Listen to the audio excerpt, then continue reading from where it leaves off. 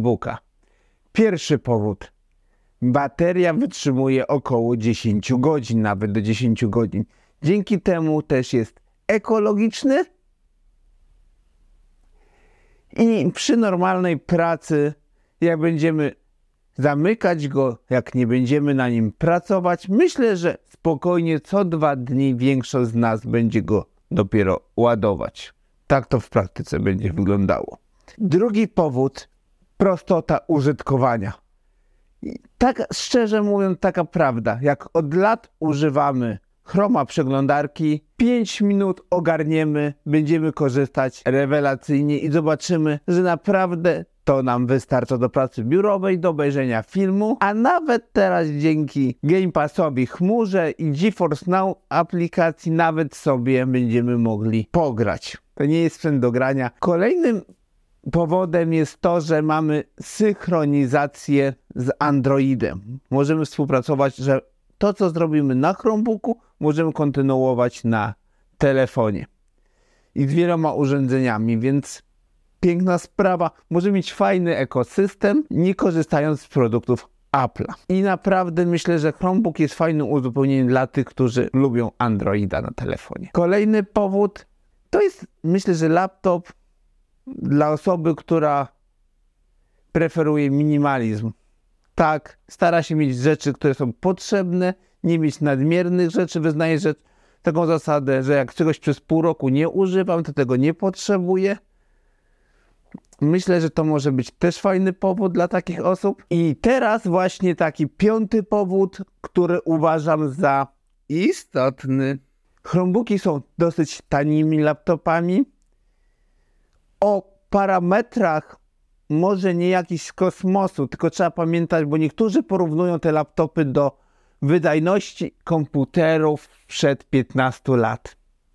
Tylko to jest błąd, bo to są przeważnie już nowe jednostki w nowej technologii zrobione, które co najmniej o połowę, albo jak nie lepiej, mniej energii zużywają niż starsze procesory.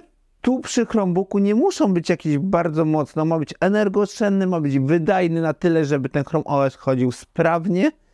One są dobrze dopracowane, RAMu 4 lub 8 GB RAMu. Oczywiście to jest RAM przeważnie już wlutowany na płytę, one są inaczej skonfigurowane i jest też taka korzyść, że to są laptopy, które są modele, które są typowo Chromebookami, one są zweryfikowane przez Google, mają certyfikację, więc aplikacje z sklepu Google'a, sklepu Play z Androida też niektóre możemy zainstalować, tylko z tym, że to jest nacisk bardziej na aplikacje użytkowe, nie gierki, bo gierki niektóre odpalimy, ale mogą lepiej, gorzej chodzić, na przykład jak LOL mobilny będzie dosyć prawdopodobnie w większości przypadków dosyć mozornie chodził, jakieś proste gierki lepiej, z tym, że Chromebook nie jest tutaj do gier, bardziej aplikacje typu Spotify, Disney+, NC+, takie użytkowe.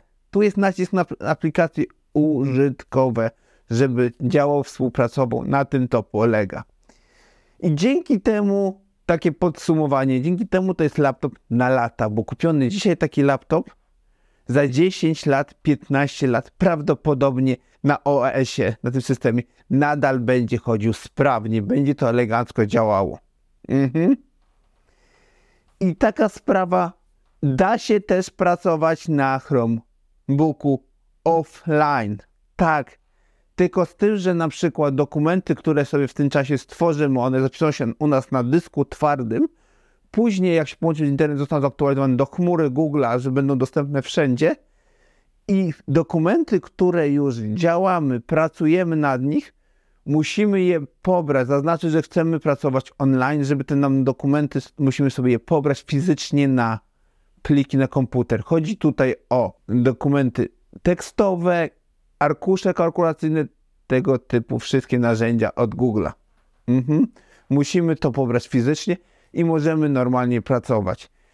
Tak i tak samo jak mamy na przykład Netflixa, czy inny launcher od filmów, pobierzemy sobie film tam fizycznie, mamy taką opcję, pobierz film, wtedy nie potrzebujemy do odtwarzania internetu. Ale ci, kto mają telefon, to chyba to już rozumieją. Dobrze, na razie, cześć, pa, zostaw łapę, zasubskrybuj kanał. Dzisiaj taki krótki odcinek, bo po prostu przygotowuję cykl odcinków o Chrome OS-ie, o Chromebookach. Na tym kanale się pojawią. Takich bardziej krótszych, omawiających konkretne zagadnienia po prostu. Na razie, cześć, pa.